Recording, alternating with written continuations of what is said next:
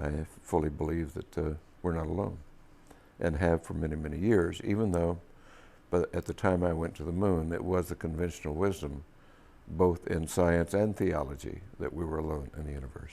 We're just barely out of the trees, even though we think we're rather sophisticated.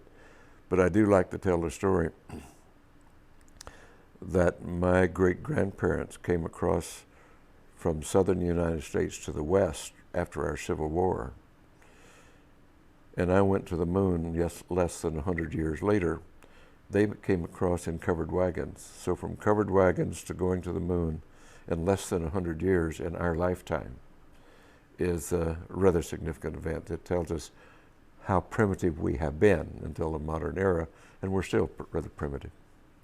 Because of my openness to these things, I did have many of the old-timers in the military and in the intelligence community over the years wanting to get it off their chest before they passed away, allowed me to interview them and talk to them about it.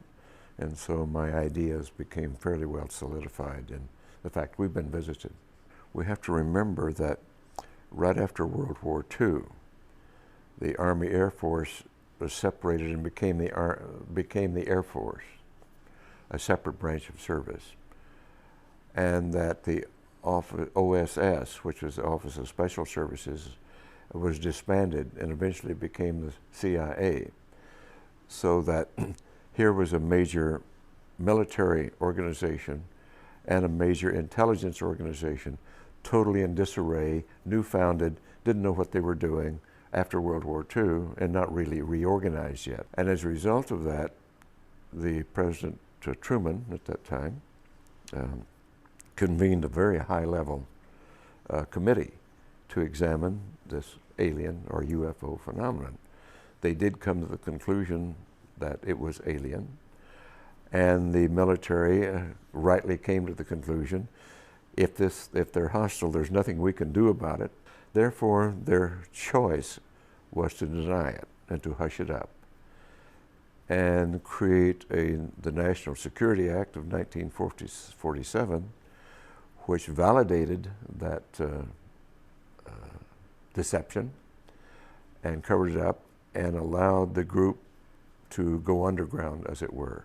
And we've been living with that now for 50 years. It is really the beginning of the whole cover-up, the entire denial of this phenomenon, and the addition of dismissal, disinformation, misinformation to cloak and to discourage investigation, to misinform. It's just been continuous for many, many years now. Eventually it came away from the fear, I believe, of not being able to protect and do their duty to the notion of power and control, controlling the knowledge and the technology. And the group involved with that is still doing it. We have created our reality here, and we have created it right now rather badly, for it's not a sustainable reality. We have created, with our science and technology, instead of using it for the greater good, it's been captured by interest, greed, self-service, which is rife. And instead of using it, all of our technology and our brilliance and genius for greater good, we use it for self-service. And that's not going to work.